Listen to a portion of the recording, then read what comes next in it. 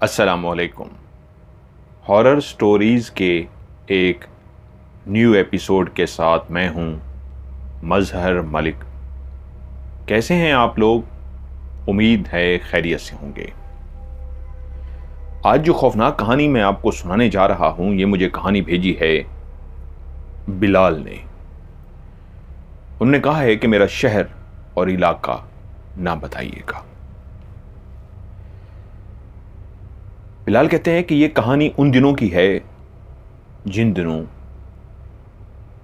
एक जॉब से मुझे फारिग कर दिया गया था और उन दिनों मैं ज़्यादा वक्त अपने घर पर गुजारता था। मैंने नई नई सिगरेट पीनी शुरू की थी और अक्सर रात को सिगरेट पीने के लिए मैं घर से बाहर निकलता खाना खाने के बाद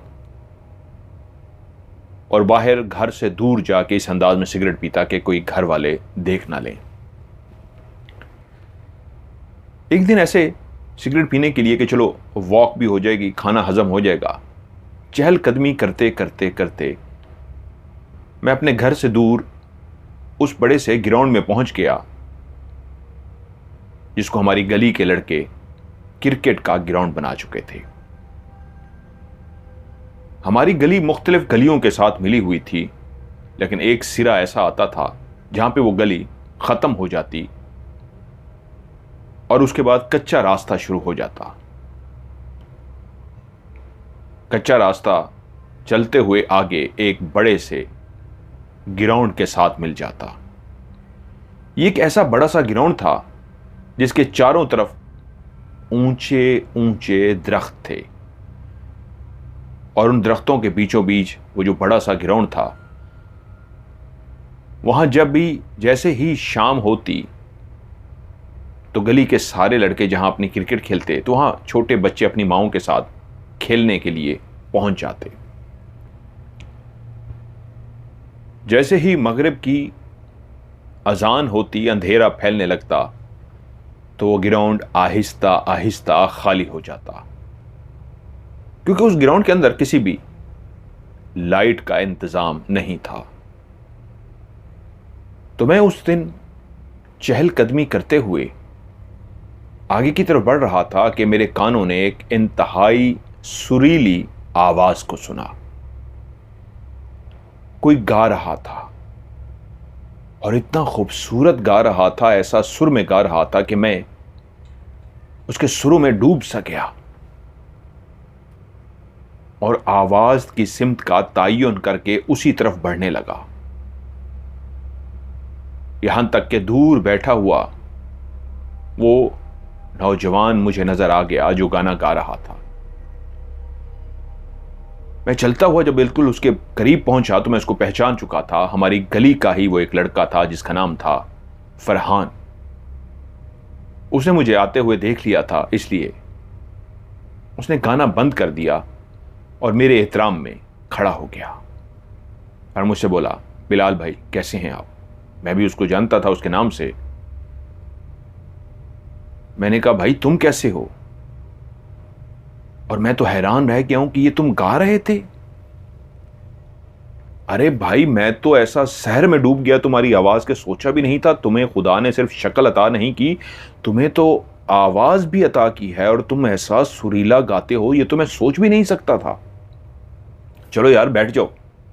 मैं उसको ऐसे डील कर रहा था जैसे अपने छोटे भाई के दोस्तों को डील करता था। मेरे छोटे भाई के दोस्त जितने भी थे, मैं उनके साथ प्यार से मोहब्बत से बात करता और उनको दोस्त कह के बुलाता। मैं उसके साथ बैठ गया। ये हमारी गली का ही एक लड़का था, अपनी अकलौती मां के साथ रहता था।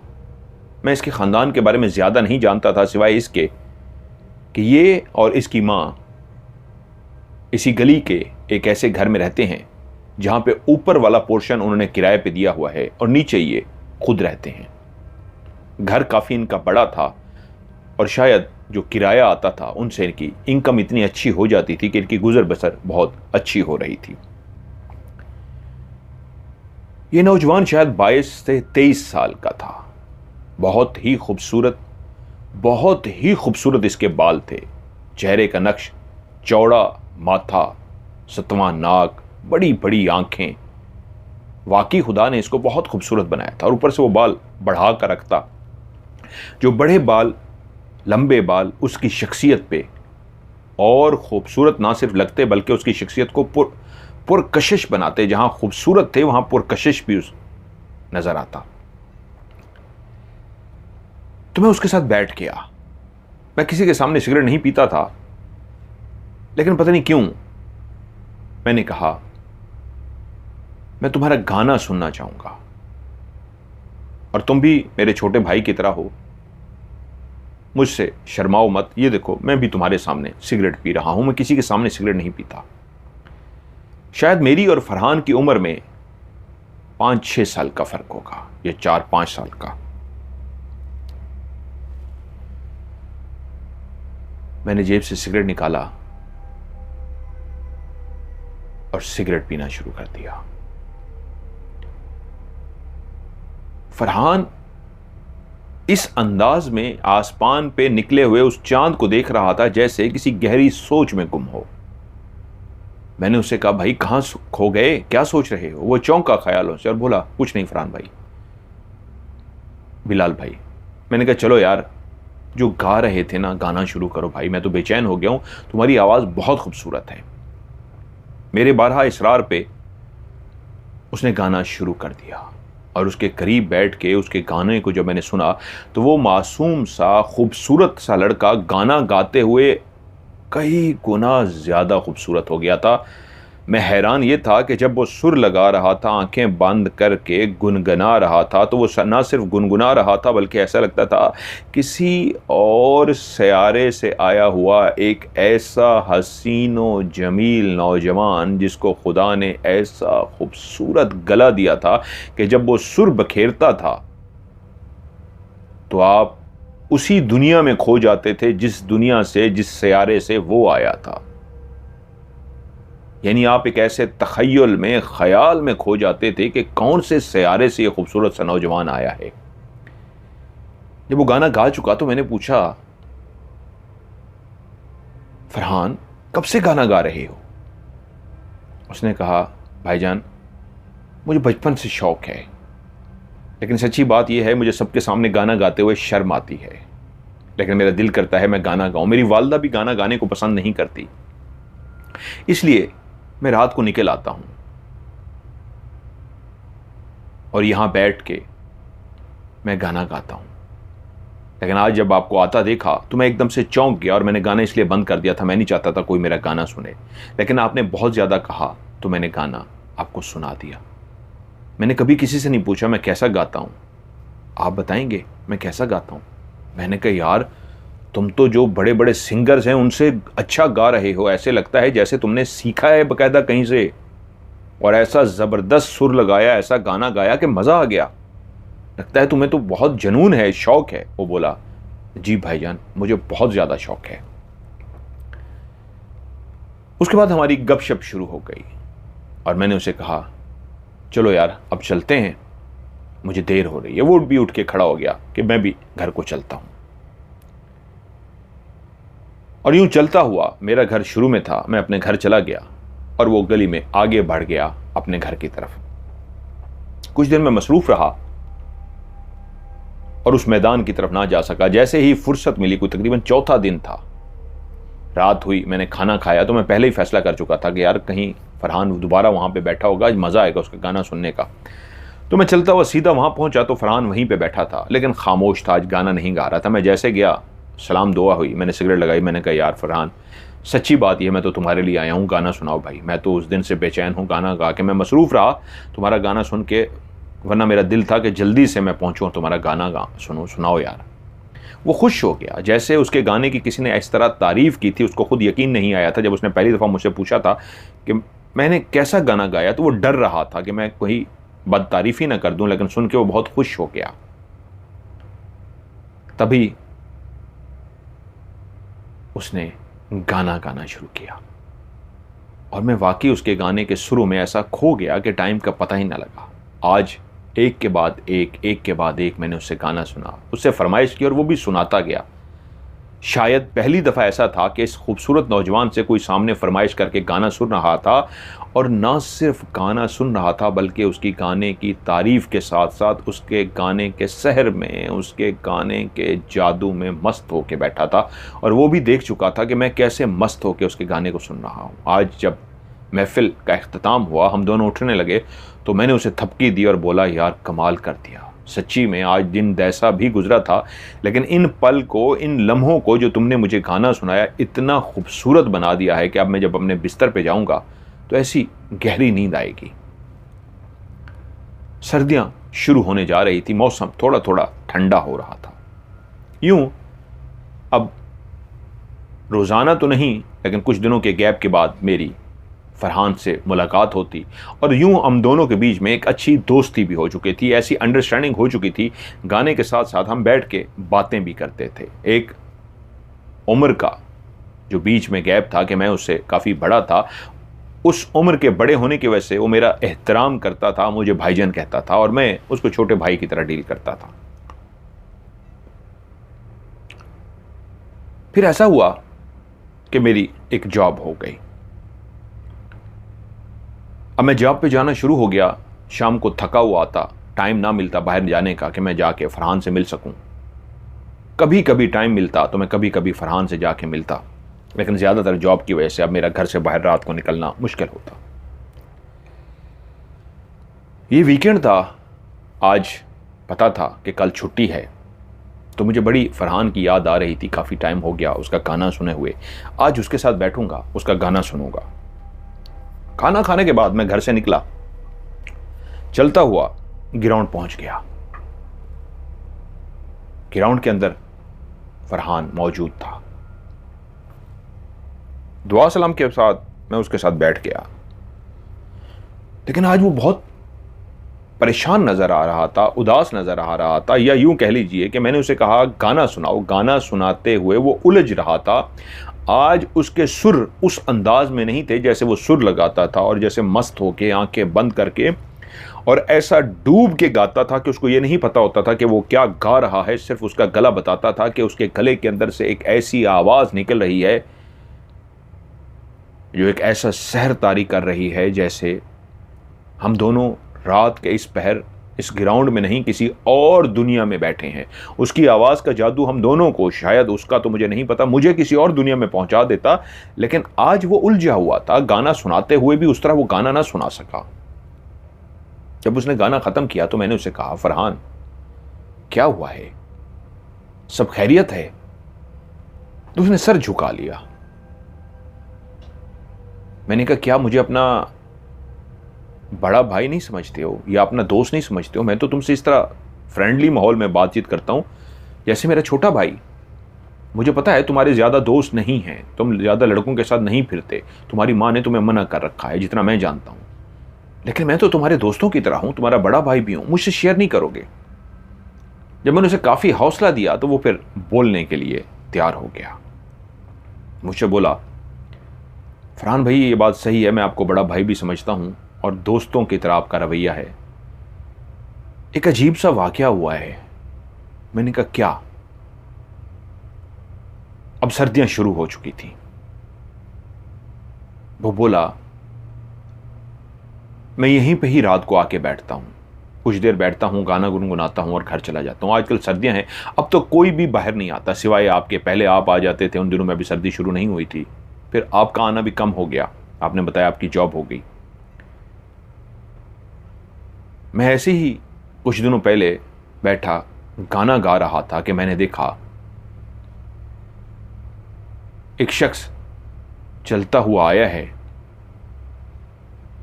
और जब मैंने उसे दूर से आता हुआ देखा तो मैंने गाना बंद कर दिया कि आज काफी सर्दी है, और सर्दी की इस रात में ये कौन है जो मेरी तरफ आ रहा है? जब वो करीब आया तो ये एक बिल्कुल काला स्याह शख्स था। ऐसा काला स्याह जिनको अक्सर हमने फिल्मों के अंदर देखा होता है, मूवीज के अंदर देखा होता है, वो जो बिल्कुल काले स्याह होते हैं, ऐसा ही कोई काला स्याह था जैसे किसी बाहर मुल्क से आया हो। मैं उसको देख के चौंक पड़ा कि ये कौन है। उसका रंग रूप, उसका हुलिया, उसका सब बिल्कुल जो अफ्रीका के जिस तरह काले होते हैं वैसा काला था। मैं इंतजार करने लगा, ये करीब आया और मुझसे क्या कहता है, मेरे सामने आके बोला, तुम्हें बीबी जी बुला रही हैं। मैं एकदम से चौंक पड़ा, बीबी जी? मैंने उसे कहा, भाई किसको बुला रही हैं? वो बोला, तुम्हें। मैंने कहा, मुझे? कौन बीबी जी? वो बोला, आओ मेरे साथ।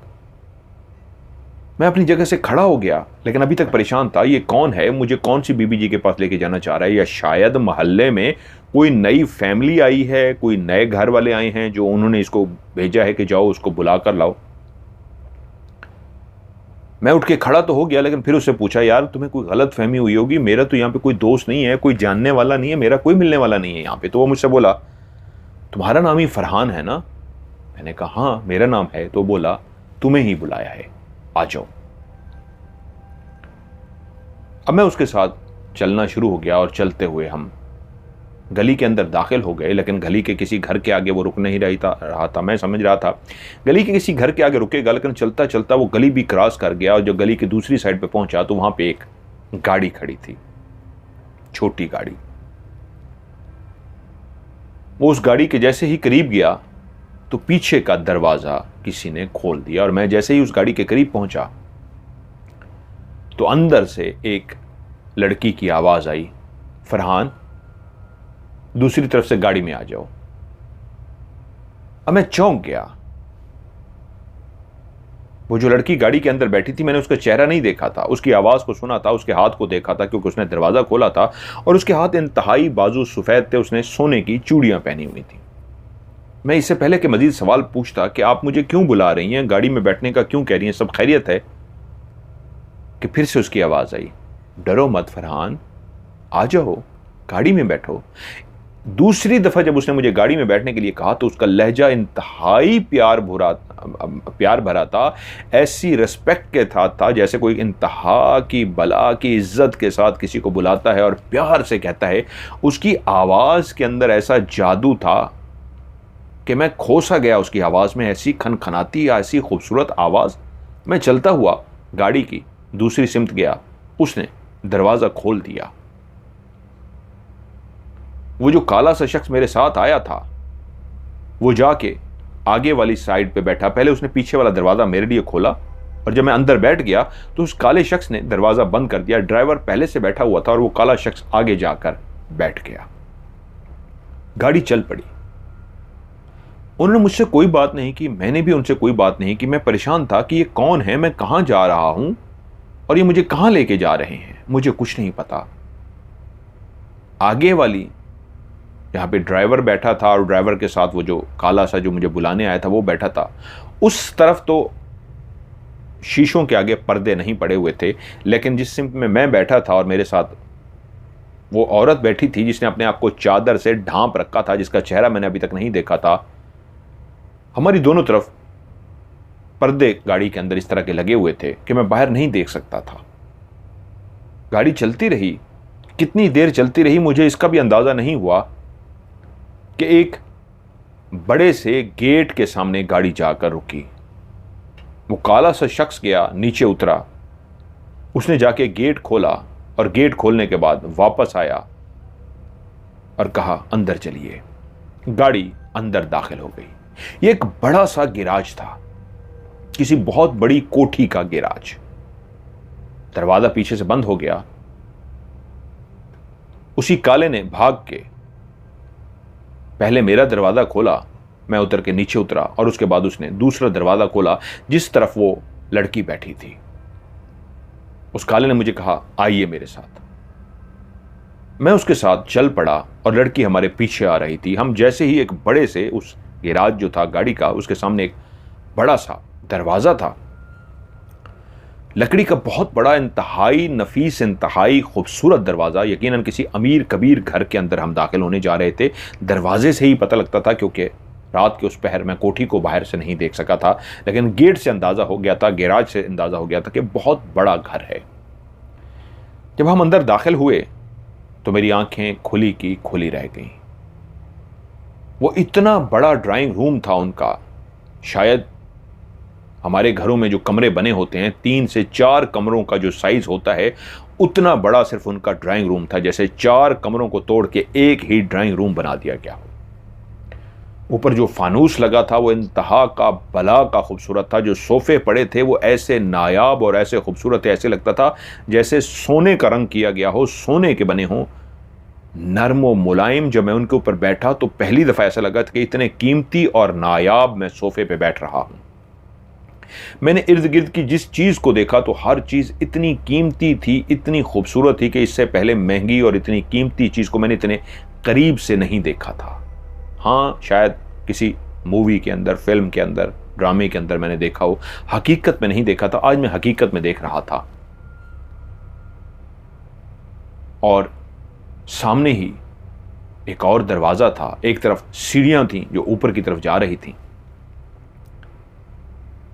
लेकिन सीढ़ियां इस हाल के अंदर नहीं थीं। वो जो सामने दरवाजा खुला था उससे मैंने देखा था कि सामने सीढ़ियां भी हैं जो ऊपर की तरफ जा रही हैं। अभी मैं इस इंतहाई खूबसूरत जो महल नुमा घर था उसको बैठा देख ही रहा था कि वो लड़की चलती हुई अंदर आ गई, जिसने अपने आप को चादर से लपेट रखा था। वो आके बिल्कुल मेरे सामने वाले सोफे पर बैठ गई और जैसे ही वो सोफे पे बैठी उसने अपनी चादर को उतार दिया। जैसे ही मैंने उस चादर को उसने उतारा और चादर के नीचे से मैंने चेहरे को देखा तो मैं बेहोश होते होते बचा। वो लड़की नहीं थी, वो किसी और जहान से आई हुई परी थी। परी। खूबसूरती क्या होती है मैं नहीं जानता, हुस्न क्या होता है मैं नहीं जानता। मैंने जिंदगी में इससे हसीनो जमील लड़की नहीं देखी थी कि मैं पल के झपकाना भूल गया। उसका रंग इतना खूबसूरत था कि मुझे लगता था कि मैं उसको उंगली लगाऊंगा तो उसका रंग मैला हो जाएगा। उसके गालों पे ऐसी लाली थी, उसके होंठों पे ऐसी लाली थी, उसकी बड़ी बड़ी आंखें। वो लड़का बहुत ही मासूम था जो इस वक्त मेरे सामने बैठा एक लड़की के बारे में बता रहा था। उसको इतनी बातें नहीं आती थी। मैं उसको जानता था, फरहान को। मैं उसकी बैठा रात को बात सुन रहा हूं, मुझे अपना वाकया वो सुना रहा है। वो बहुत ही सादा सा बातें करने वाला, उसको कोई बढ़ा चढ़ा के पेश करना नहीं आता था। मासूम सा लड़का था, लेकिन वो जिस अंदाज में बता रहा था मैं हैरान था, क्योंकि कई दफ़ा मैंने उससे पहले पूछा था, फरहान क्या तुम्हें किसी लड़की से प्यार हुआ है? तो वो शर्मा जाता और कहता, नहीं भाईजान, मैं तो देखता भी नहीं हूँ, मेरी माँ ने मना कर रखा है, तो इसलिए मैं कभी किसी की तरफ आंख उठा के भी नहीं देखता। तो मैं उसको हंस के कहता, तो इसका मतलब है तुम कभी किसी से प्यार ही नहीं करोगे? तो हंस के कहता, लगता तो यही है, जब मैं देखता ही नहीं हूं तो प्यार कहां से करूं। ऐसी बातों पे वो शर्मा जाता था, ज्यादा बात नहीं करता था। लेकिन अब वो जिस तरह खुद ब खुद बोले जा रहा था, मुझे लगता था ये फरहान नहीं है, कोई और आत्मा इसके अंदर आ गई है जो वो बोल रही है। ऐसे लफ्ज कहां से आ गए उसके पास? जो शर्मीला सा लड़का जो बोलना नहीं जानता था, वो उस लड़की की खूबसूरती को बयान करते हुए उसके चेहरे की तरफ मैं देख रहा था। उसका चेहरा ऐसे खिल उठा था जैसे अभी अभी फिर से उसकी आंखों के सामने वो लड़की आ गई हो। और मुझे बताने लगा वो इतनी हसीनो जमील लड़की थी कि जब मैंने उसे देखा था तो मैं पलके झपकाना भूल गया और वो सामने मेरी बैठी रही और मुझसे बोली, तुम्हारा नाम फरहान है? मैंने कहा हाँ। तो मुझसे बोली, मैंने तुम्हारा गाना सुना है। मैं एकदम से चौंक पड़ा। मैंने कहा गाना? उसने कहा हाँ, मैंने तुम्हारी आवाज को सुना है, तुम्हारा गाना सुना है। तुम बहुत खूबसूरत गाते हो, इतना खूबसूरत कि मैंने इससे पहले गाना नहीं सुना। और जब मैंने तुम्हारी आवाज सुनी तो फिर मैंने अपने मुलाजिम से कहा, जाओ इसको लेकर आओ, मुझे अपने घर में इसकी आवाज को सुनना है। क्या मेरे लिए गाना गाओगे? मैंने तो बिलाल भाई सिर्फ आपके सामने गाना गाया था, मुझे शर्म आ रही थी। बोली कोई बात नहीं, सुना दो। उसने जब बहुत ज्यादा इसरार किया तो मैंने उसको गाना सुनाया। मेरा गाना सुनते हुए इतनी मस्त हो गई कि मैं उसकी तरफ देखता, क्योंकि गाना सुनाते हुए आप जानते हैं ना, मैं आंखें बंद कर लेता हूं और मैं डूब कर गाता हूं। लेकिन उस दिन मैं आंखें भी बंद नहीं कर सका। उसकी हुस्न की, उसकी खूबसूरती में इतना खो सा गया कि गाना गाते हुए भी बार बार मैं उसको देखे जा रहा था। और जब मैंने गाना ख़त्म किया तो वो तालियां बजाते हुए बोली, तुम वाकई अपने चेहरे की तरह, जितना तुम्हारा चेहरा खूबसूरत है वैसे तुम्हारी आवाज़ भी खूबसूरत है। फिर उसका मुलाजिम मेरे लिए एक शरबत लेकर आया। वो दूध के अंदर बना हुआ कोई शरबत था। जब मैंने वो शरबत पिया तो वो इतना मज़ेदार था, इतना मज़ेदार था, इतना मज़ेदार था कि मैं अश अश कर उठा। और वो मेरी तरफ देख के बोली, लगता है तुम्हें बहुत पसंद आया है, और लेके आओ इसके लिए। बिलाल भाई आप मानेंगे, मैं 3 गिलास पी गया और मेरा दिल करता था मैं और पीऊं। मैंने और इसलिए नहीं मांगा कि बुरा लगता था, मैं 3 गिलास पी चुका था। कुछ देर में उसके साथ बैठा रहा और वो बोली, मेरे मुलाजिम अब तुम्हें छोड़ कर आते हैं। वो अपनी जगह सर उठकर खड़ी हो गई, मैं भी अपनी जगह से उठ के खड़ा हो गया। और तब उसने मुझे बताया मेरा नाम आकिफा है।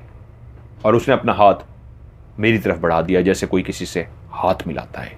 उसने जैसे ही हाथ मिलाने के लिए अपना हाथ मेरे आगे किया तो मेरे हाथ कांपना शुरू हो गए कि ऐसी हसीन और जमी लड़की मुझसे हाथ मिलाने जा रही है। मुझे यकीन नहीं आ रहा था और मैंने उसका हाथ थाम लिया। वो हाथ नहीं था, वो ऐसा फूल था, वो ऐसा नर्म व मुलायम हाथ था, इतना नर्म व मुलायम हाथ था जैसे मैंने किसी कपास को हाथ में पकड़ लिया हो। रोई की तरह नर्म व मुलायम और गर्म सा उसका हाथ। अभी तक उसके हाथ का लम्स मैं अपने हाथ में महसूस कर रहा हूं। और उसके बाद जब उसने हाथ मुझसे मिला लिया तो मैं चलता हुआ बाहर आया।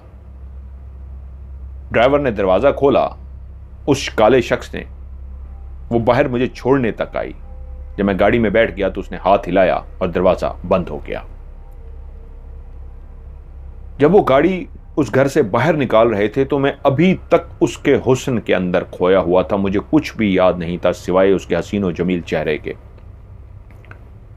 और यूं गाड़ी बाहर आ गई। कब मेरी गली के बाहर गाड़ी रुकी और उन्होंने कहा अब आप जा सकते हैं। मैं गाड़ी से बाहर उतरा। गाड़ी से बाहर उतर के भी खड़ा रहा। घर जाने को दिल नहीं चाह रहा था। मेरा दिल चाह रहा था मैं वापस उसके पास जाऊं, उसको देखूं, ये मैंने किसको देख लिया है। घर के अंदर दाखिल होते हुए मुझे एक बात याद आई, मैं कैसा कैसा अजीब हूं। उससे मिला लेकिन खुद से शर्म आ गई। क्या कहता, दोबारा कब मिलूंगा, मैं कैसे कहता। उसको मेरी आवाज पसंद आ गई थी, वो मुझे ले गई, मैं तो कोई बात ही ना कर सका। उस रात मुझे नींद ना आई। अगला दिन जैसे कैसे गुजारा, मैं सारा दिन उसी के ख्वाब देखता रहा और रात को मैं वापस इसी जगह पर आकर बैठ गया। मैं अभी भी बैठा उसी को सोच रहा था। आज मैं गाना भी नहीं गा रहा था, मेरा गाना गाने को दिल नहीं कर रहा था। मुझे उसी की याद आ रही थी कि मैंने देखा किसी ने मेरा नाम पुकारा है। तो मैं उसकी सोचों में गुम था। चौंका तो देखा वही काला सा शख्स खड़ा है। वो मुझसे बोला, फरहान साहब, बीबी ने आपको याद किया है। मैं एकदम से खुशी से छलांग मारकर खड़ा हो गया कि फिर से मुझे उसने याद किया था। और मैं अपनी जगह से खड़ा हो गया और उसके पीछे चल पड़ा। जाकर गाड़ी में बैठा और सीधा हम उसी घर में पहुंच गए। उसी हाल नुमा बहुत बड़े कमरे के अंदर हम जाकर बैठे और फिर से मुझसे कुछ देर बातें करने के बाद उसने गाना की फरमाइश की कि गाना सुनाओ। मैंने उसे गाना सुनाया। उसने बहुत तवज्जो से मेरा गाना सुनाया, तालियां बजाई, वो खुश हुई। फिर से मुझे वो पूछा गया कि आप वो पियोगे शरबत। मैंने हाँ में सर हिला दी। वो मुझे शरबत पिलाया गया। उसने 2-3 मेरे गाने सुने, मेरे से बातें करती रही। उसने अपने बारे में, अपने ख़ानदान के बारे में, अपने घर के बारे में कोई भी मुझसे बात नहीं की। और आप तो जानते हैं मेरे अंदर तो वैसे भी इतनी हिम्मत नहीं है कि मैं कोई बात पूछ सकूं या कर सकूं। मैं चुप करके बैठा रहा। जब वो गाना सुन चुकी, कुछ बातें कर चुकी, तो बोली, जाइए आपको मुलाजिम छोड़ कर आता है। इसी तरह तीसरी रात भी वो मुझे लेकर गए। आप यकीन मानेंगे, 3 रातें मैं उसके पास गया और उसको गाना सुनाता रहा हूं। मैंने उससे पूछा, ये कब की बात है? वो बोला, आज इस वाकये को तकरीबन 1 हफ्ता हो गया है। 3 रातें तो मैं उनके पास जाता रहा हूं, लेकिन उसके बाद फिर वो मुझे लेने नहीं आए। मैं खुद ब खुद यहां आकर बैठ जाता था और इस तरह इंतजार करता था कि वो आए और मुझे ले जाए और मैं उस हसीना को, उस महजबीना को फिर से देख सकूं। मैंने कहा, यार बड़ी बात है, ये तुम क्या सुना रहे हो, कैसी कहानी सुना रहे हो? कौन लड़की है? कोई अमीर ज़ादी है, लगता है उसका तुम पे दिल आ गया है। कोई अमीर तो होते ही यार, मैंने कहा ऐसे हैं, उनके पास पैसों की कमी नहीं होती, जिस तरह तुम बता रहे हो कि इतना बड़ा शानदार उसका घर है, जैसे बहुत कोई अमीर कबीर वो लड़की है और हुस्न उसका तुम जिस तरह का बता रहे हो, तो अमीर तो ऐसे होते हैं, उनके शौक ऐसे होते हैं। तो बोला, बिलाल भाई, तीसरी रात जब उसने मुझे भेजा तो उसने मुझे काफ़ी ज़्यादा पैसे भी दिए। मैंने कहा, देखा ना, मैं अभी कह रहा था, अमीर ज़्यादा होते हैं, उनके शौक भी होते हैं। उसको तुम्हारी आवाज़ पसंद आ गई होगी, उसने तुम्हारा गाना सुना और उसके बाद तुम्हें पैसे भी दिए, लेकिन 3 दिन के बाद वो तुम्हें भूल गई होगी। अमीर लोग ऐसे ही करते हैं, उसके बाद कहाँ याद रहता है गरीबों का। तुम्हारी आवाज़ की मैं तारीफ़ कर चुका हूँ, मैंने ही सुनी थी इसलिए मैंने तारीफ़ की, फिर उसने सुन ली, वो भी तुम्हारी आवाज़ को सुन के ना रह सकी, तुम्हारी आवाज़ की जादू में खो गई और तुम्हें अपने घर बुला के सुनती रही। कहाँ है उसका घर, किस साइड पे है? बिलाल भाई, मुझे ये याद नहीं है, क्योंकि जब मैं जाता हूँ उसकी तरफ तो मुझे गली रास्ता कुछ याद नहीं रहता। वो जिस गाड़ी में मुझे लेके जाते हैं उसमें मुझे साइडों पे कुछ नहीं नज़र आ रहा होता और मुझे बिल्कुल भी नहीं पता कौन सी गली है, कौन सा रास्ता है। खैर, उस दिन हम बैठे, गपशप की और उसके बाद वो अपने घर को चला गया, मैं अपने घर को चला गया। लेकिन घर जाते हुए मैं उसको कहना नहीं चाह रहा था, लेकिन मैं कह रहा था कि ये पता नहीं कहाँ गया है, किस जगह पे गया है। ये तो मुझे पता था ये लड़का झूठ नहीं बोलता, सच बात कहने वाला लड़का है और बात को बढ़ा चढ़ा कर भी पेश नहीं करता। उसके बाद फिर मैं मसरूफ हो गया, मेरी उससे काफ़ी अरसा मुलाकात ना हो सकी। तकरीबन कोई, शायद मुझे सही वो कहते हैं याद नहीं है, महीना इस बात को हुआ होगा या 1.5 महीना। मैं फिर से रात को, कि बड़ा दिन हो गए हैं, 1.5-2 महीने हो गए हैं कि और मेरी फरहान से मुलाकात नहीं हुई, चलो उससे आज मिल के आते हैं। मैं घर से बाहर निकला क्योंकि इन दिनों जॉब कर रहा था। सिगरेट पीने के बहाने चलता हुआ उसी ग्राउंड में गया तो फरहान को वहीं पे बैठा हुआ देखा। मुझे देख के वो खड़ा हो गया, लेकिन आज उसके चेहरे की रंगत पीली पड़ चुकी थी, उसका चेहरा कमज़ोर नज़र आ रहा था। जितना वो हशाश बशाश खूबसूरत सा नौजवान, जिसके इतने बड़े बड़े बाल जो उसके चेहरे पे इंतहा के खूबसूरत लगते थे, आज मुरझाए हुए चेहरे के साथ था। मैं उसको देखते ही कहा, अरे फरहान, ये क्या हो गया है भाई, ये कैसी हालत हो गई है तुम्हारी? सब खैरियत है ना? कोई परेशानी तो नहीं? क्या हो गया तुम्हें? ये तुम्हें देख के हैरान हो गया हूं। वो चुप करके बैठ गया, जहां पे हम नीचे बैठते थे वो भी बैठ गया, मैं भी बैठ गया। मैंने कहा, क्या हुआ है, बताओ ना। वो खामोश बैठा रहा और जब मैंने बार बार उसे ये यकीन दिलाया कि मैं तुम्हारा हम राज भी हूं, तुम्हारा भाई भी हूं, तुम्हारा दोस्त भी हूं, तुम्हारे राज को राज रखूंगा, कुछ बात है मुझसे शेयर करो, तो मुझसे कहता नहीं कोई बात नहीं है। और मैं कहता कैसे नहीं है, मैंने तुम्हें देख लिया है, तुम कमज़ोर हो गए हो, परेशान हो। तो नहीं नहीं, मैं कोई परेशान नहीं हूं। मैंने कहा, भाई तुम इस तरह कहोगे मैं परेशान नहीं हूं तो क्या मैं मान लूंगा? तुम हो परेशान, तुम इस बात को मानो। आखिरकार वो फिर बोलने के लिए राजी हो गया और उसने बताना शुरू किया, बिलाल भाई, आप ये बात किसी को बताएंगी तो नहीं? मैंने कहा, नहीं यार, यकीन मानो, मैं किसी को नहीं बताऊंगा, बताओ मुझे। तो बोला, जब आप आखिरी दफ़ा मुझसे मिले थे उस वक्त तक वो गाड़ी नहीं आई थी, लेकिन उससे 2 दिन बाद गाड़ी आ गई थी मुझे लेने के लिए, और उसी तरीके मैं गाड़ी में सवार हुआ और मुझे वो वहाँ ले गए। बिलाल भाई, आज वो मुलाजिम जो काला सा उसका मुलाजिम था और एक ड्राइवर था, उन्हें गाड़ी जब पार की तो मुलाजिम मुझसे बोला, आइए मेरे पीछे।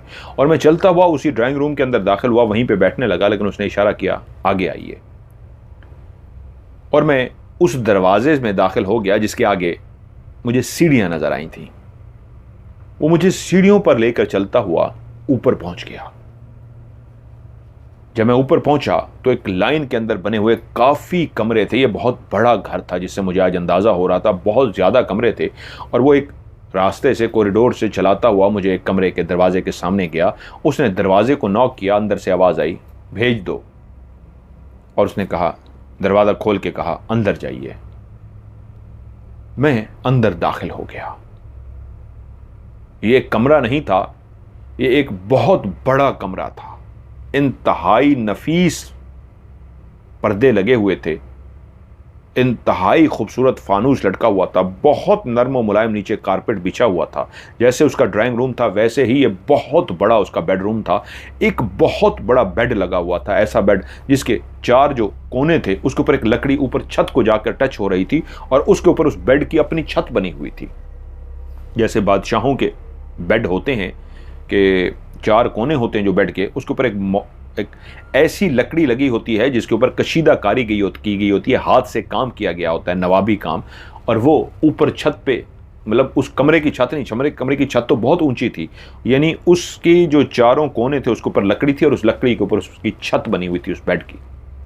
उसके ऊपर लेटी हुई थी, उसने रजाई एक तरह से अपने ऊपर ली हुई थी। मैं चलता हुआ उस कमरे के अंदर दाखिल हुआ और मुझसे बोली, बिस्तर पर आ जाओ। मैं पांव लटका कर बिस्तर पर बैठ गया और उसने कहा, पांव ऊपर कर लो। उसके कहने पे मैंने अपने पांव ऊपर बिस्तर पे रख लिए और बिस्तर के साथ टेक लगाकर बैठ गया। उसने मेरा गाना सुनना शुरू कर दिया और गाना सुनते सुनते उसने वो रजाई मेरे ऊपर डाल दी। और जब वो रजाई मेरे ऊपर डाली तो मैं गाना सुनाने में मस्त रहा। उसको गाना सुनाते हुए मुझे बहुत अच्छा लगने लग गया था। और जब मैं गाना सुना चुका तो मुझसे लिपट गई। ऐसी हसीनो जमील लड़की मेरे साथ लिपट जाएगी ये मैं सोच भी नहीं सकता था। उसके वजूद से ऐसी ज़बरदस्त खुशबू आ रही थी जैसे मैंने इससे महंगा परफ्यूम या इतर इससे पहले नहीं सूंघा था। वो पूरा कमरा ही गुलाब की खुशबुओं से भरा हुआ था, लेकिन जो उसके वजूद की खुशबू थी, मैं दीवाना सा हो गया, मैं मस्त सा हो गया। और शायद वो पहले ही ऐसा फैसला कर चुकी थी। मैं और वो उस गुनाह में डूब गए जो मैं सोच भी नहीं सकता था। यूं कितनी देर हम बिस्तर में दोनों रहे और जब उस गुनाह से फारिग हुए तो उसने मुझे कहा, जाओ, तुम्हें मेरा मुलाजिम छोड़ आएगा। मेरे वजूद पे एक कपड़ा भी नहीं था, मैंने सारे अपने कपड़े पहने। उसने मुझे कुछ पैसे दिए और मैं चलता हुआ जब दरवाजे के बाहर गया तो मुलाजिम पहले ही मौजूद था, जैसे मेरा इंतजार कर रहा हो। मुझे लेके उन घर के रास्तों से गुजरता हुआ गाड़ी तक आए और मुझे छोड़ गए। फरहान भाई, बिलाल भाई, और उसके बाद ये रोज सिलसिला शुरू हो गया। ऐसा सिलसिला शुरू हो गया कि अब वो मुझे रोज लेने के लिए आते। उसने जो पहली दफा मेरे साथ अब उस बिस्तर में किया था, उसकी लज्जत मुझे ऐसी महसूस हुई थी कि मैं दुनिया का अपने आप को खुशकिस्मत तरीन इंसान समझ बैठा। अब मैं बेचैन होता कि रात का वक्त हो और वो मुझे लेकर जाएं। और जैसे ही वो मुझे लेने के लिए आते मैं खुद ब खुद चला जाता और सीधा बेचैन होता कि उसके बिस्तर में पहुंचूं, और उसके बिस्तर में पहुंच जाता और उसके साथ लिपट जाता। अब वो मुझसे गाना भी नहीं सुनती थी, बस हम दोनों उस बिस्तर में घनौना खेल खेलते। बिलाल भाई, पता नहीं क्यों अब मुझे लग रहा है मैं गुनाह कर रहा हूं। ये ठीक नहीं है, ये गलत है। मैं उसकी बात सुनता रहा और उसे बोला, यार बात तो तुम्हारी ठीक है, ये गलत है, ये तो गुनाह है, गुनाह कबीरा है, तुम किसी के साथ गलत कर रहे हो। वो लड़की क्यों ऐसा कर रही है मैं तो नहीं जानता, लेकिन मैं तुम्हें यही मशवरा दूंगा, इससे बचो। ये तुम गलत कर रहे हो। तुमने अच्छा किया मेरे साथ ये शेयर कर लिया, तुम मुझे नहीं बता रहे थे, बहुत अच्छा किया मुझे बता दिया। मैं इतना कहूंगा, इससे बच जाओ जितना बच सकते हो, नहीं तो गलत होगा, ये तुम्हारे लिए अच्छा नहीं है यार। वो बोला, मैं खुद परेशान हूं, आपने भी यही मुझे मशवरा दिया है, मैं अब बचने की कोशिश करूंगा। मैंने कहा, बहरहाल मैं तुम्हें यही मशवरा दूंगा कि गाने की हद तक ठीक था, तुम जा रहे थे, लेकिन मैं उस वक्त भी उलझा हुआ था, तुम्हें डायरेक्ट कह देता, तुम गलत समझते, लेकिन तुम्हें नहीं जाना चाहिए। वो बोला, मैं कोशिश करूंगा, मैं नहीं जाऊंगा। अगले दिन फिर से मैं बिजी हो गया अपने काम के अंदर, और 2 दिन के बाद फिर से कुदरती मेरा उसी रात को ग्राउंड में जाना हुआ तो मुझे सामने वो बैठा नजर आया। आज वो बहुत घबराया हुआ था, मुझे देखते ही खड़ा हो गया और मुझसे बोला, बिलाल भाई मैं आपका इंतजार कर रहा था। मैंने कहा हाँ बोलो क्या हुआ। बोला उसको वो सब पता लग गया है, मैंने जो आपको बताया था वो बहुत गुस्से हुई है। यहाँ पे कोई नहीं था, आप और मैं थे। जब मैं वहाँ गया हूँ तो मुझे बोली मुझे सब पता है, तुमने अपने दोस्त को बता दिया और जो जो हमारी बातें हुई थी उसने सब बता दिया है। और कहा है कि तुम्हें मैंने मना किया था कि अब मेरी और तुम्हारी बात किसी को भी मत बताना, तुमने बता के बहुत गलत किया है। पहली और आखिरी दफा तुम्हें मना कर रही हूं, अब तुमने अगर किसी को बताया तो याद रखना फिर वापस नहीं आ सकोगे। मैंने कहा ठीक है मैं नहीं बताऊंगा। मैंने कहा लेकिन तुमने तो मुझे बता दिया है। पता नहीं क्यों बिलाल भाई मैं बेचैन था, आपसे बात करके मुझे तसल्ली हो जाती है। वो मुझे लेने आने वाले हैं, क्या मुझे आप बचा सकते हैं उनसे?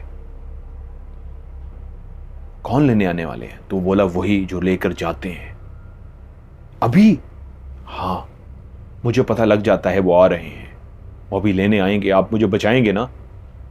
मैं एकदम से परेशान हो गया कि मैं इसके लिए तैयार नहीं था और मेरे मुंह से निकल गया, देखते हैं क्या होता है। मुझे तो खुद इस सारी मामले का समझ नहीं आ रहा, बहरहाल हम देखते हैं ये क्या होता है। उसी लम्हे उसने बोला वो देखें वो सामने गाड़ी आ गई है। मैं एकदम हैरान हुआ, हमारी गली चौड़ी थी, उसमें गाड़ी तो आती थी, इस ग्राउंड तक भी आती थी, लेकिन बहुत कम गाड़ियां आती थी। मैंने सामने की तरफ देखा, मुझे कोई गाड़ी नजर ना आई। मैंने कहा कहाँ है गाड़ी? कहा ये सामने।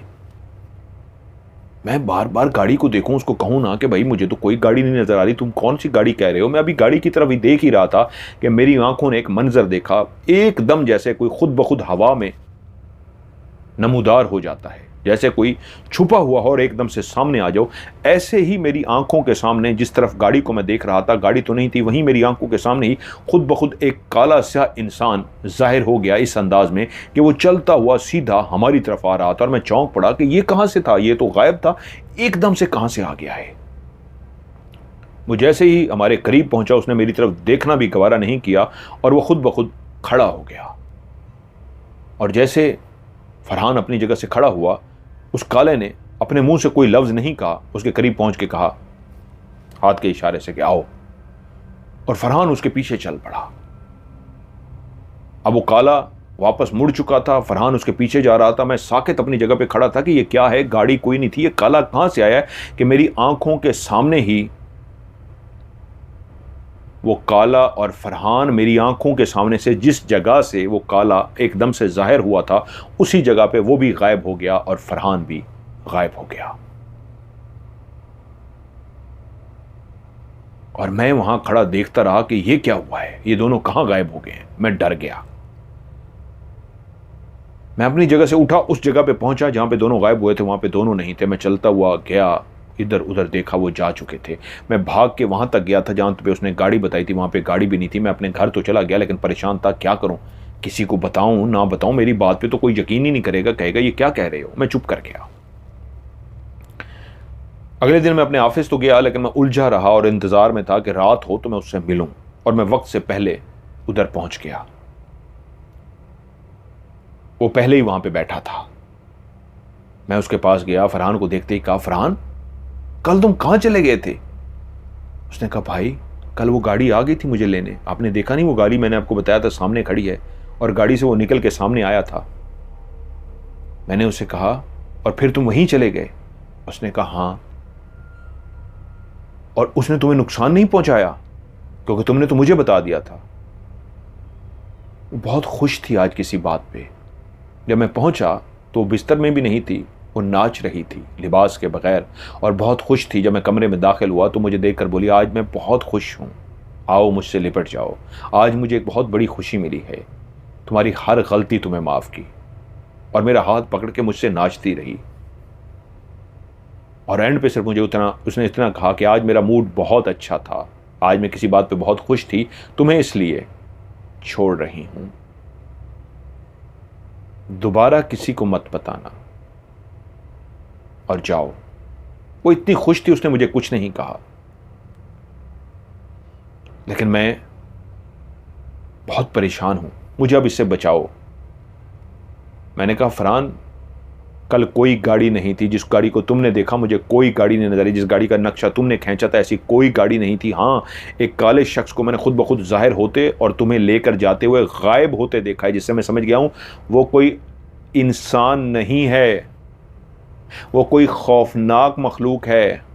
तुम किसी ऐसी मखलूक के हत्थे चढ़ गए हो जो इंसान नहीं है। मुझे जो समझ आ रही है, जिस तरह कल उनको मैंने गायब होते देखा है, तो मैं समझ गया हूं तुम किसी इंसान के साथ नहीं, किसी जिन्नात के साथ लगे हो। तो बोला, हाँ आप सही कह रहे हैं, मुझे भी ऐसे लगता है। जब मैं घर आता हूँ मैं होशो हवास में आ जाता हूँ, जब उसके पास जाता हूँ उसके जादू में, उसके सहर में, उसकी खूबसूरती में, उसकी बदन की खुशबू में, उसकी बदन की खूबसूरती में ऐसा खो जाता हूँ कि मुझे कुछ याद नहीं रहता। और वो ढांचा बनता जा रहा था। मैंने उसी वक्त कहा कि आज वो फिर लेने आएंगे? वो बोला हाँ। मैंने कहा उठो। कहाँ जाना है? वो बोला। मैंने कहा उठो तो सही। मैंने उसको पकड़ा और सीधा गली के अंदर दाखिल हो गया। हमारी इस गली के बिल्कुल आखिर में एक प्रोफेसर साहब रहते थे, मेरे वालिद साहब के बहुत अच्छे दोस्त थे, प्रोफेसर अब्दुर्रहमान। मेरे भी सलाम दुआ उनके साथ बहुत अच्छी थी, मुझे वो बेटा कह के मुखातिब करते थे। हम उनके घर के दरवाजे के बाहर खड़े हुए, दरवाज़ा खटखटाया गया, उनका बेटा आया। मैंने उनको कहा उनके अब्बू से मिलना है। उन्होंने कहा वो तो सो रहे हैं, सोने के लिए चले गए हैं। मैंने कहा उनको कहें इमरजेंसी है। खैर वो गए, अपने वालिद को बुला कर ले आए। वो ड्राइंग रूम में बैठे, हमसे पूछा क्या हुआ। मैंने वो सारा वाक़या उनको उसी तरह बता दिया, पहले दिन से जिस तरह उसके साथ हुआ था वो सारा कुछ बता दिया और कहा आज भी वो इसको लेने आएंगे। वो कुछ देर सुनते रहे और उसके बाद चुप करके कुछ पढ़ना शुरू कर दिया। कुछ पढ़ते रहे, पढ़ने के बाद एकदम से बोले, बिलाल तुमने बहुत अच्छा किया बेटा, इसको मेरे पास ले आए। इसके ऊपर एक जिनजादी आशिक हो गई है। वो इंसान नहीं है, वो एक जिन्नी है। उसने एक इंसान का रूप धारा हुआ है। वो इसके वजूद को आहिस्ता आहिस्ता चूस रही है। वो इस पे आशिक हो गई है, वो इससे प्यार करती है। लेकिन ये अगर इसी के साथ इसी तरह जुड़ा रहा तो ये खोखला होकर मर जाएगा, क्योंकि एक मर्द किसी जिनजादी के साथ ताल्लुक़ बनाए तो वो ज़्यादा अरसा तक मर्द सेहतमंद नहीं रह सकता। वो खोखला हो जाता है, यहाँ तक कि हड्डियों का ढांचा, और मर जाता है। और वैसे भी ये गुनाह कबीरा है। जैसे एक जिन किसी इंसान की औरत पे आशिक हो जाता है, किसी इंतहा की खूबसूरत औरत को देख के वो आशिक हो जाता है, या किसी भी औरत पे आशिक हो जाता है, इसी तरह उनकी जो औरतें होती हैं जिन्नात की, वो मर्द पे भी आशिक हो जाती हैं। वो इस बच्चे पे आशिक हो गई हैं। तो मैंने कहा इसलिए मैं आपके पास लेके आया हूँ, अब क्या करना होगा। वो बोले परेशान मत हो फरहान बेटा, मैं तुम्हें कुछ पढ़ने के लिए बता रहा हूँ। अब रात को जैसे ही अंधेरा होगा, मगरिब की अजानें होंगी, तुम घर से बाहर नहीं निकला करोगे और अपने घर के अंदर रहा करोगे और इन वज़ाइफ को पढ़ते रहोगे। जब तक इन वज़ाइफ को पढ़ते रहोगे तुम्हें कुछ नहीं होगा।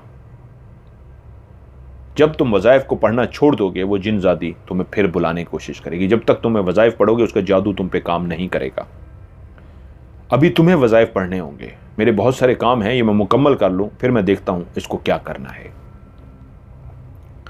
चलो मैं तुम्हारे घर तक तुम्हें छोड़ कर आता हूँ। वो बाहर आए और बाकायदा फरहान को उसके दरवाजे तक जब दाखिल कर लिया तो कहा अब ये महफूज है, इसको नहीं लेकर जा सकेंगे। उसके बाद मैं अपने घर चला गया। अब फरहान जैसे ही मगरिब की अजानें होने वाली होती हैं वो सीधा अपने घर चला जाता। अब वो उससे मिल रहा था या नहीं मिल पा रहा था, मेरी भी मसरूफियत ऐसी रही कि मैं उससे बात ना कर सका। और मेरी काफ़ी दिन जब उससे मुलाकात नहीं हुई, 2-3 दफ़ा मैं ग्राउंड में भी गया और वहाँ पे वो नहीं था। तो मैंने फ़ैसला किया कि शाम को जल्दी आके उसके घर जाऊँगा। मगरिब की अजान हो चुकी थी। मैं सीधा उसके दरवाजे पे गया, दरवाज़ा खटखटाया तो उसकी माँ ने खोला। तो मैंने उनसे कहा आंटी मुझे फरहान से मिलना है। उन्होंने मुझे अंदर बुला लिया। जब मैं उसके साथ बैठा, उसकी माँ ने हमें चाय वगैरह पिलाई तो फरहान ने मुझे बताया कि मेरी जान छूट गई है। अब इतने दिन हो गए हैं, उनमें से कोई भी मुझे लेने नहीं आया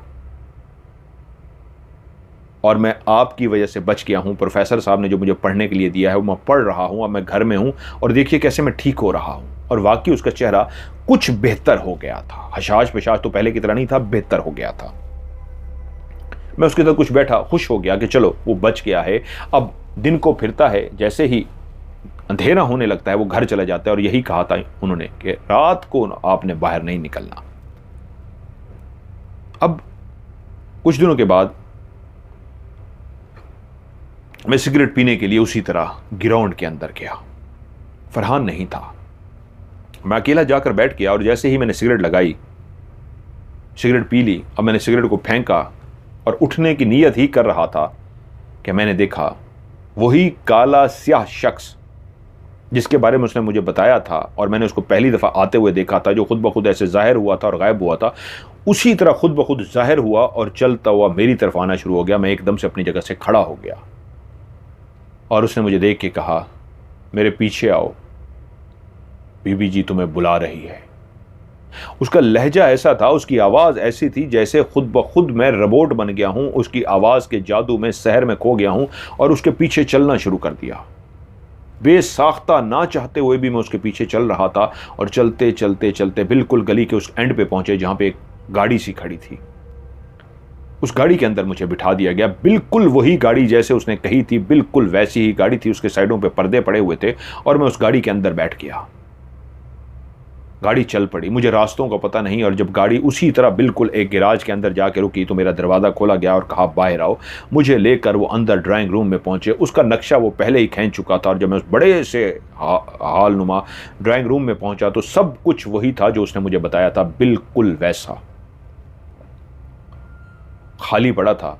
उसने मुझे एक सोफे पे बैठने के लिए कहा और वो अंदर चला गया। मैं उस कमरे की हर चीज़ को टिकटिकी बांधे गौर से देख रहा था।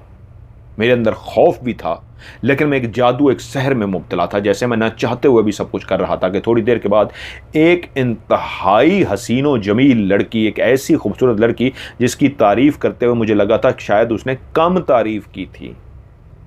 फरहान को तारीफ़ करनी नहीं आती थी। उसने उस लड़की की उस तरह तारीफ़ नहीं की थी जितनी वो हसीन और जमील थी कि जब वो चलती हुई सामने आई तो मैं पागल क्या दीवाना हो गया कि ऐसी लड़की की खूबसूरती को देख के को तो कोई भी दीवाना हो जाएगा। जिसको मैं बच्चा समझ के कह रहा था ये बच्चा है, अपने होश खो बैठा होगा, मैं खुद अपने होश खो बैठा था उसकी खूबसूरती को देख के। और वो मेरे सामने बैठ गई और उसने मुझे बैठने के लिए कहा। मैं भी बैठ गया और वो मुझसे बोली, तुमने अच्छा नहीं किया, तुमने मेरी मोहब्बत को मुझसे छीन लिया। तुमने उसे वो रास्ता दिखाया है जिसकी वजह से मैं उससे मिल नहीं पा रही। जब तुम उसको लेकर उस प्रोफेसर की तरफ जा रहे थे, मैं उस वक्त वहीं पे मौजूद थी और मैं देखना चाहती थी तो ये कर क्या रहे हो। तुम उसके पास लेकर गए और उसने उसको पढ़ने के लिए वजीफा दिया कि वो अंधेरा होते ही घर में रहे, बाहर ना निकल सके, और उसने भी पढ़ना शुरू कर दिया। मुझे यकीन था कि मेरी मोहब्बत में वो गिरफ्तार हो चुका है, नहीं पढ़ेगा। मैं चाहती तो उसी वक्त तुम्हें उस प्रोफेसर के पास भी ना जाने देती, वहीं तुम दोनों को रास्ते में रोक लेती, लेकिन मुझे मेरी मोहब्बत पे नाज था कि मुझसे प्यार करता है। अब वो मेरा आशिक हो चुका है, मेरे वजूद का, मेरे जिस्म की खुशबू का, मेरे चेहरे का, मेरे प्यार का वो नहीं पड़ेगा। मैंने इसलिए खुद ही तुम्हें मौका दिया कि ले जाओ, देखना ये मेरा दीवाना हो चुका है, ये नहीं पड़ेगा। लेकिन मैं गलत निकली। वो जब घर गया तो उसने पढ़ना शुरू कर दिया और बाहर नहीं निकला और उस घर को उसने दायरा कड़ा लगा दिया। अगर वो घर से बाहर निकल आता तो फिर वो मेरा था, खुद ब खुद मेरे पास आ जाता, लेकिन वो बाहर ही ना निकल सका और उस प्रोफेसर ने बाहर उस घर को हिसार लगा दिया था। मैं कितने दिन से प्यासी हूं। मेरा प्यार, मेरी जान, मेरी मोहब्बत, मेरा इश्क मुझसे नहीं मिला और ये सिर्फ और सिर्फ तुम्हारी वजह से हुआ है। बस तुम्हें आज इसलिए बुलाया है, ये कहने के लिए उससे दूर रहना, आज के बाद उसके करीब मत जाना। वो मेरा प्यार है, मैं उसको हासिल कर लूंगी। तुम्हें सिर्फ इतना कह रही हूं, तुम्हारी मेरी लड़ाई कोई नहीं है। तुम एक अच्छे इंसान हो, परहेजगार इंसान हो, लेकिन तुमने एक बहुत बड़ा गुनाह किया है। मेरा दिल चाहता है तुम्हें इसकी सजा दूं, लेकिन तुम्हें मेरी पहली और आखिरी गलती समझ के तुम्हें माफ कर रही हूं, क्योंकि उसने जब तुम्हें ये बात बताई थी तो तुमने किसी को भी नहीं बताई। लेकिन जब तुम उस प्रोफेसर के पास लेके गए तो उस वक्त भी मैं चुप इसलिए रही कि मैं अपने प्यार का इम्तिहान लेना चाहती थी कि क्या मेरा प्यार पढ़ता है या मेरे पास वापस आता है। लेकिन मेरा प्यार पढ़ना शुरू हो गया और वो तुम्हारी वजह से। अब जाओ और दोबारा कभी भी उसको बहकाने की कोशिश मत करना, नहीं तो याद रखना तुम जिंदा अपने घर वापस नहीं जा सकोगे। उसके बाद वो गुस्से से उठ के खड़ी हुई, चलती हुई कमरे में दाखिल हो गई और वो काला शख्स आके बोला इशारे से कि आ जाओ। वो मुझे लेकर बाहर आए, गाड़ी में बिठाया गया और गाड़ी उसी तरह मुख्तलिफ रास्तों से चलती हुई जब उसने मुझे उस घर की गली के कोने पे उतारा और गाड़ी चली गई तो मैं थर थर खड़ा कांप रहा था कि ये तो सब कुछ हकीकत था, उसी तरह था जैसे उसने मुझे बताया था। और जब वो मेरे सामने खड़ी थी तो उसने मुझे ये भी कहा था कि हाँ, मैं जिनजादी हूं। ये मैंने खूबसूरत बला का जो रूप धारा है अपने इश्क के लिए, अपने प्यार के लिए, अपने फरहान के लिए धारा है। और इसी रूप पे ही तो मुझे मान था कि वो नहीं पढ़ेगा। जब तुम प्रोफेसर के पास लेके जा रहे थे तो मैं हंस रही थी बाहर खड़ी कि वो तो मेरे रूप पे इतना दीवाना हो गया, कभी नहीं पढ़ेगा। ये तो रूप धारा ही मैंने उसके लिए था। लेकिन मैं गलत निकली, वो पढ़ने बैठ गया। जब मुझे छोड़ दिया गया तो मैं परेशान हो गया। मैंने फैसला किया कल इस मामले को देखता हूं। घर गया, जितनी तस्बीहात आती थी, जितनी वज़ाइफ आते थे, सारे पढ़े। जाते ही पहले वज़ू किया, अल्लाह के हजूर सजदा किया, कई वज़ाइफ पढ़े जैसे कैसे। रात को नींद तो ना आई। जब सुबह हुई सीधा प्रोफेसर साहब के घर गया तो उनकी फैमिली ने बताया प्रोफेसर साहब उम्रे पे जा चुके हैं। वो जो पहली दफ़ा मैं उसको लेके गया था कुछ दिनों पहले, तो उन्होंने कहा था अभी एक मैं मसरूफ़ हूँ, एक मामले में फंसा हुआ हूँ, मसरूफ़ हूँ, एक तैयारी कर रहा हूँ, उसके बाद इस मामले को देखूंगा। वो शायद उम्रे की तैयारी कर रहे थे, अब वो उम्रे पे चले गए थे। अब मुझे लगा कि वो तो उम्रे पे चले गए हैं, अब मैं क्या करूं। मेरे दिल में आया कि मैं फरहान से मिलूं। फिर मैंने कहा वो तो मार डालेगी मुझे, वो तो बहुत ताकतवर है। उसका महल, उसका घर जितना खूबसूरत था, वो एक जिनजादी है और इतनी ताकतवर है, मैं उसके साथ कैसे मुकाबला कर सकता हूं। मुझे चुप रहना होगा। मैंने फैसला कर दिया कि मुझे नहीं बोलना, मुझे खामोश रहना है। कुछ दिनों के बाद दिन के टाइम, छुट्टी वाला दिन था, मैं बाहर निकला तो मेरी फरहान से मुलाकात हो गई। अब वो बिल्कुल पहले की तरह खूबसूरत हो चुका था, सेहतयाब हो चुका था। जो हड्डियों का ढांचा हो गया था, कमज़ोर हो गया था, वो सारा उसका ठीक हो गया था। मुझसे बड़े प्यार से मिला, खुश होकर मिला। मैंने कहा और सुनाओ भी क्या हाल है। लेकिन मुझसे बोला बिलाल भाई पता नहीं क्यों मेरा दिल बेचैन हो गया है। मैंने कहा किस लिए। उसकी मोहब्बत में, वो मुझे बहुत याद आती है। मेरा दिल करता है मैं उससे मिलूं। मुझे उसकी कुर्बत, उसके साथ गुजारे हुए वो लम्हे, वो उसका प्यार, उसके वजूद की खुशबू, उसके कमरे की खुशबू, उसका हुस्न, वो सब तड़पाता है। मेरा दिल करता है मैं ना पढ़ूं, मैं उसके पास जाऊं। पता नहीं क्यों मैं बेचैन हो गया हूं। मैं उसको कोई मशवरा ही नहीं दे सका। मैं खुद डरा हुआ था। उसने मुझे जिस तरह वार्निंग दी थी, मैं डरा हुआ था। मैंने उसे कुछ भी नहीं कहा। मैंने इतना कहा देखो यार, तुम्हें बेहतर जो लगता है तुम्हें वो करना चाहिए, मैं तुम्हें कोई मशवरा नहीं दे सकता। मैं किसी को बताऊं भी तो मेरी तो कोई बात पे भी यकीन नहीं करेगा। और प्रोफेसर साहब वैसे भी उम्रे पे गए हुए हैं।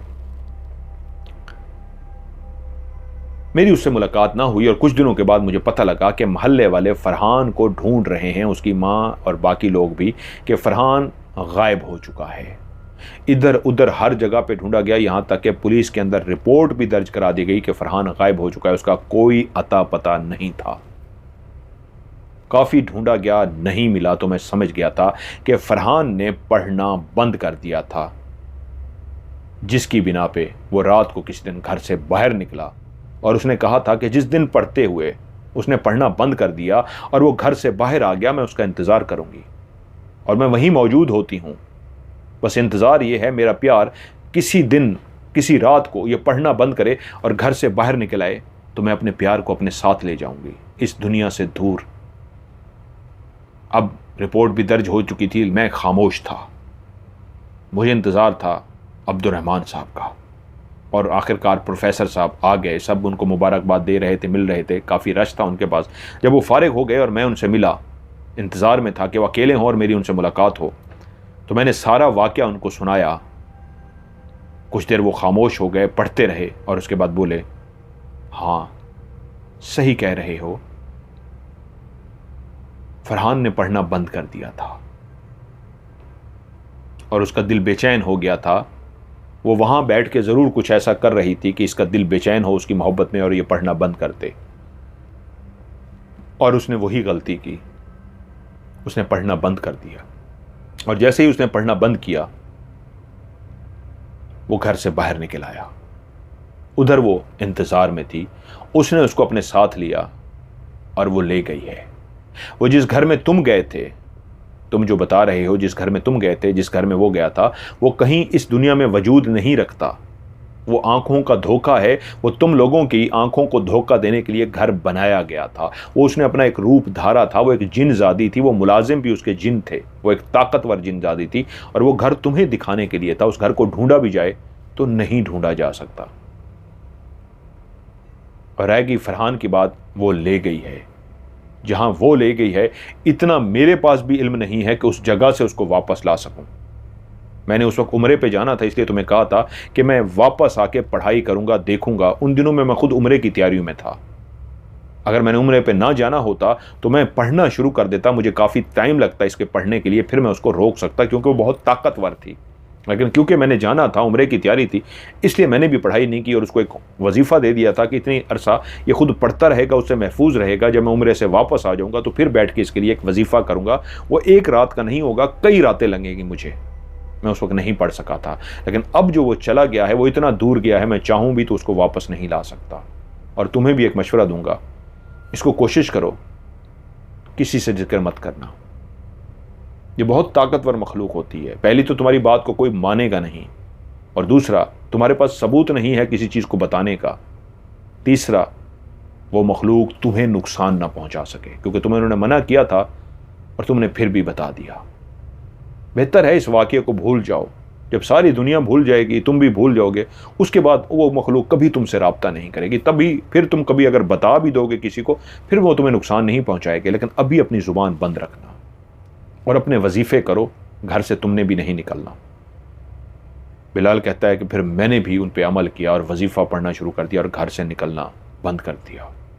कितना अरसा तक मैं पढ़ता रहा, फिर आहिस्ता आहिस्ता मेरा खौफ ख़त्म हो गया। उसकी माँ, मोहल्ले वाले ढूंढ ढूंढ के थक गए कि पता नहीं कहाँ गया। मैंने भी एक बात किसी को नहीं बताई कि मुझे कोई नुकसान ना हो जाए। वक्त गुजरता रहा, यहाँ तक कि मेरी भी शादी हो गई, मेरे बच्चे हो गए। आज इस वाक़ये को इतने साल गुजर चुके हैं कि पता नहीं, मैं नहीं जानता फरहान कहाँ है, कहाँ गया। लेकिन सब उसको भूल गए हैं। कोई भी फरहान को याद नहीं करता। उसकी माँ जिंदा है नहीं है मैं नहीं जानता। हम लोग भी मोहल्ला छोड़ चुके हैं, किसी और मोहल्ले में आ गए हैं। लेकिन आज इतने सालों बाद भी मुझे याद है कि वो जिनजादी जिसने अपना नाम आकिफा बताया था, जो वाकई बहुत हसीन थी, जिसको देख के मैं भी एक दफ़ा हिल कर रह गया था, वो उसको अपने साथ ले गई थी। और वाकई उसका वजूद था, मैंने अपनी आंखों से देखा था, उसके घर को देखा था और उसकी खूबसूरती को देखा था। मैं तो खुद दीवाना हो गया था उसका। वो तो नौजवान था, बच्चा था, वो कैसे उसका दीवाना ना होता। लेकिन फिर वो कभी वापस नहीं आया। आज कई सालों बाद ये कहानी मैंने कहीं और भी ये भेजी थी। उन्होंने बाकायदा इसको छापा था, इसको लिखा था। मैं नहीं जानता किसने इस कहानी पे यकीन किया है नहीं, लेकिन मेरी ये कहानी बाकायदा एक रिसाले के अंदर छपी थी। और जब आपकी वीडियो मैंने देखी तो मैं आपको भेज रहा हूँ, ताकि आप भी मेरी इस वीडियो को, अगर आपको लगे तो अपने शो में शामिल कीजिएगा। आप लोगों को ये कहानी कैसी लगी, प्रोग्राम के नीचे, इस वीडियो के नीचे कमेंट्स में ज़रूर लिखिएगा और वीडियो को लाइक भी ज़रूर कीजिएगा।